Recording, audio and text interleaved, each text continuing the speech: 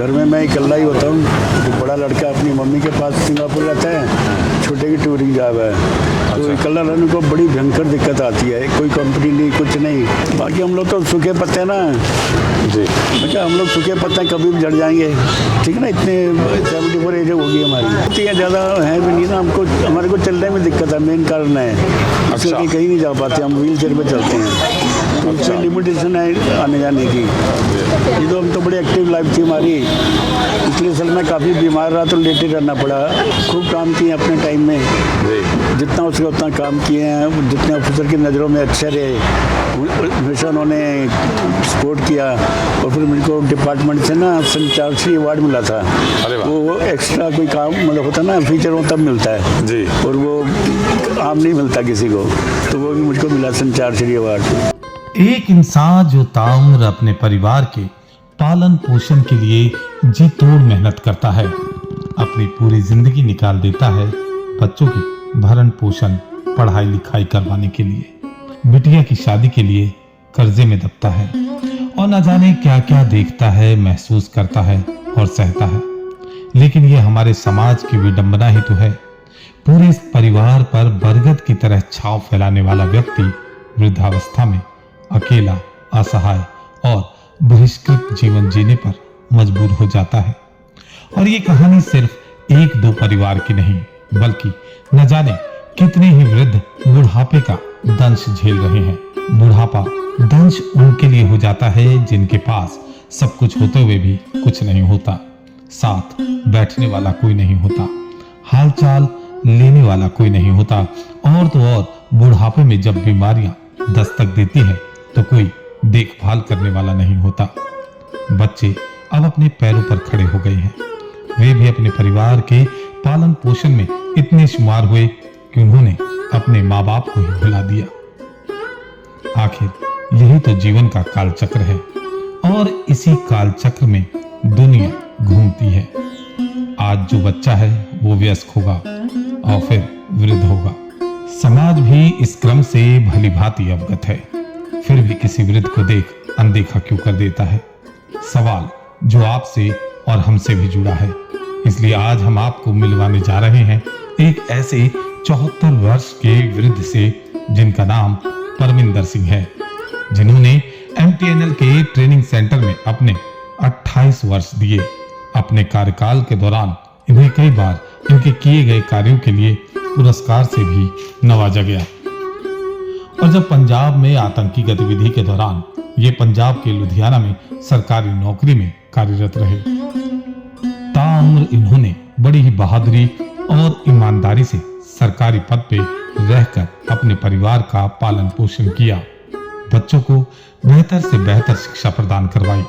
बच्चे विदेश गए तो साथ में अपनी माँ को भी ले गए, ये जानते हुए कि हमारे पिता अब अकेले पड़ जाएंगे, क्योंकि बुढ़ापे में पति पत्नी एक दूसरे की लाठी होते हैं, और वो लाठी जो एक दूसरे को सहारा बनाती है और जीवन को सुखमय बनाती है। लेकिन यहाँ परमिंदर जी के पास लाठी नहीं बल्कि बैसाखी है, और ये एक व्हील चेयर जिसको खींचने वाला कोई अपना नहीं, संगनी जिसने संग छोड़ दिया, बच्चे जिन्होंने पीछे पलटकर कभी देखा ही नहीं कि कोई आंखों में आंसू लिए आज भी इनकी राह बटोर रहा है। शायद कोई पीछे पलट इनकी भी कोई सुध ले ले।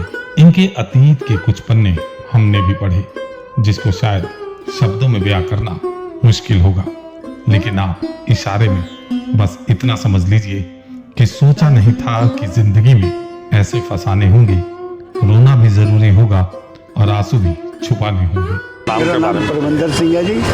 हाँ जी। एज मेरी 74 है जी, और मैं सेक्टर 8 में रहता हूँ जी। रोहिणी के सेक्टर 8 में रहता हूँ। इससे पहले मैं MTNL में था।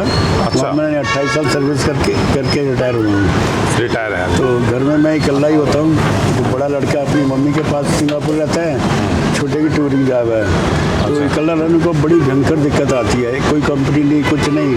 तो बाकी मैंने अपना अटेंडेंट रखा हुआ है, वो मेरा घर का सब खाना वाना सब कर देता है। तो बाकी जो अटेंडेंट है वो यहाँ पे आके खाना खाता है आपके। यानी उम्र के इस पड़ाव में आकर के जब कहते हैं कि एक इंसान को सबसे ज़्यादा ज़रूरत है अपने जीवन साथी की होती है, और ऐसे में आज आप अकेले हैं। जी हाँ। तो कैसा महसूस होता अकेलापन सर? भयंकर महसूस चाय लीजिए। होता है। जी। अभी सोचता है जीने कोई फायदा ही नहीं है जीने का। नहीं ऐसा क्यों सोचते, सब कुछ तो है आपके पास। नहीं, होते हुए कुछ नहीं है। अच्छा, बाकी राजेश गर्ग जी हैं, बहुत सपोर्ट करते हैं। वो बोलते हैं हमारे यहाँ के बैठो, सेवा करो, जी। और बहुत अच्छे से व्यवहार करते हैं। जी। शशि मैडम भी हैं, वो भी बहुत देखती हैं नहीं हमारे को। वो तो चलिए इनकी संस्था है, वो आप जैसे लोगों को के लिए वो मदद करते हैं नहीं। ताकि आप लोग अकेलापन महसूस नहीं, ना शशि करें। मैडम भी बहुत सपोर्ट करती हैं। बिल्कुल वाजिब बात है कि वो तो सारी टीम है जो यहाँ पे मदद करती है। जी। लेकिन फिर भी आपको कभी ऐसा फील नहीं होता है कि साथ होते तो शायद ज़िंदगी और बेहतर होती? हाँ, वो तो सर है ही है। साथ के लिए तो यहाँ है कि सब लोग हैं यहाँ पे, जी। सबका साथ है यहाँ पे। जी बाकी हम लोग तो सूखे पत्ते हैं ना, जी। बेटा हम लोग सूखे पत्ते हैं, कभी भी झड़ जाएंगे, ठीक है ना। इतने 74 एज होगी हमारी। जी तो बाकी गर्ग साहब की बहुत मेहरबानी है, बहुत सपोर्ट करते हैं, बहुत प्यार करते हैं, और हमेशा बोलते हैं यहाँ के बैठो, कोई दिक्कत नहीं है। जी। नहीं गर्ग साहब तो जितने भी सीनियर सिटीजन हैं सबको उनकी यही मंशा होती है कि वो सबके चेहरे पे मुस्कान ला सकें। हाँ, नहीं करते भी इतना, मतलब कि अच्छे से मिलते हैं, अच्छा सा प्यार करते हैं, कोई कर सकता है ऐसा। अच्छा, सारी चीज़ों से आप संपन्न हैं, घर भी अपना है, पेंशन भी आती है, समझे? लेकिन जब समय काटने की घर में कलर रहने, क्या दिनचर्या रहती है आपकी? आदमी सोचता मर जाए ज़्यादा अच्छे से। तो नहीं मरना कोई समाधान नहीं है बाबू। नहीं, वो तो बोलो जब कुछ रह ही नहीं गया, कुछ करने को नहीं है कुछ भी। मतलब जाते हैं दोस्तों के बीच में बैठते होंगे। थोड़ा बहुत ही है, ज़्यादा है भी नहीं ना। हमको, हमारे को चलने में दिक्कत है, मेन कारण है। अच्छा। इसलिए कहीं नहीं जा पाते, हम व्हील चेयर पे चलते हैं, तो उससे लिमिटेशन है आने जाने की। ये तो हम तो बड़ी एक्टिव लाइफ थी हमारी, इसलिए सर मैं काफ़ी बीमार रहा तो लेटे रहना पड़ा हॉस्पिटल में, उससे लाते थोड़ा अब काम नहीं कर रही है। आपने MTNL को 28 साल दिए, हाँ जी। सरकारी महकमा रहा, तो कुछ पुरानी यादें जो हमारे साथ साझा करना चाहते हो कि उस टाइम का जब दौर था जब आप यंग थे, नौकरी कर रहे थे। खूब काम किए अपने टाइम में, जी जितना उसका उतना काम किए हैं, जितने ऑफिसर की नज़रों में अच्छे रहे, हमेशा उन्होंने सपोर्ट किया। और फिर मेरे को डिपार्टमेंट से ना संचार श्री अवार्ड मिला था। अरे वाह। वो एक्स्ट्रा कोई काम मतलब होता ना फीचर हो तब मिलता है जी। और वो आम नहीं मिलता किसी को, तो वो भी मुझको मिला संचार श्री अवार्ड। अरे वाह। और जो जब मैं मेरी अपना ट्रांसफर उन्होंने पंजाब कर दी, जी। जबकि मैक्सिमम टेररिज्म था, तो उसमें मैं फिर इकल्ला ही आता, इकल्ला ही माल देखता था सारा कुछ जी। ऐसे। दिल्ली में आपने बहुत कुछ देखा जो सिखों के साथ घटा, तो कुछ ऐसा वाकया जो? नहीं, हमारे पड़ोस में भाटिया साहब थे, उन्होंने हमको अपने घर में रखा, तो मतलब उधर कुछ हुआ। 84 के दंगों के आसपास। हाँ, उधर वो वैसे पीतम पर हम बचाव रहा था, और तब भी उन्होंने हमको सपोर्ट किया, रात को हम उनके यहाँ रहते थे। जी। अब जो है मैडम से बात होती है आपकी मिसेस से आपकी? कम ही होती है, कम होती है। नहीं ऐसा क्या रहा, क्यों ऐसा मनमुटाव हुआ? सबका अपना अपना स्वभाव होता है सर, अब क्या बोल सकते हैं। नहीं शारीरिक ज़रूरतें जो हैं वो हर इंसान की होती हैं। ठीक तो है, अब कोई ऐसी जरूरत नहीं है, अब आदमी रखा हुआ है अटेंडेंट, वो सब कुछ कर देता है जितना होता है। बच्चों से बात होती है आपकी? हाँ, अब मैं यहाँ किसी उसमें जा रहा हूँ, ओल्ड एज होम में, जल्दी।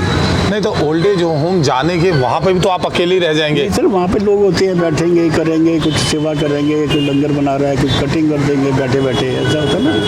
तो इससे 2-10 आदमी के बीच में रहेंगे तो जरा एक मन ठीक रहेगा।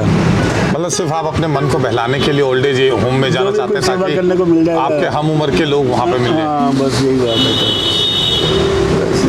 पेंशन तो आपको इतना पर्याप्त मिलता है कि आप अपना? हाँ जी, हाँ जी, उसमें कोई दिक्कत नहीं है, मकान भी अपना है।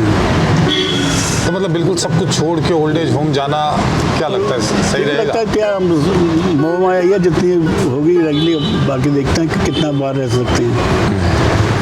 एक बहुत बड़ा तबका है जो आपकी एज का है जो कि ये सोच रहा है कहीं ना कहीं अकेलापन है, किसी के जो साथी है वो नहीं रही, और जिसकी है वो बच्चों की वजह से दूर रह रहे हैं, जैसा आपके साथ है।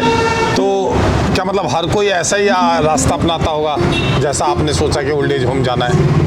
हाँ, जिनकी क्षमता वो जा सकते हैं, जाते हैं जी। चलते चलते सिर्फ इतना ही कहेंगे कि जिसने पूरा जीवन अपने परिवार को दिया, मेहनत की, और बच्चे उस मुकाम पर हैं कि क्या वो 2 जून की रोटी भी अपने पिता को नहीं खिला सकते।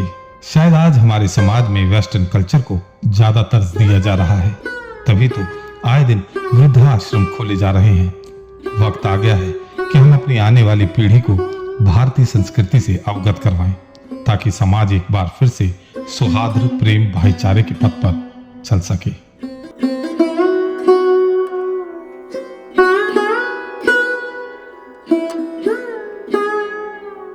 तो ये थी हमारी आज की कुछ खास पेशकश। हमें दीजिए इजाजत। नमस्कार।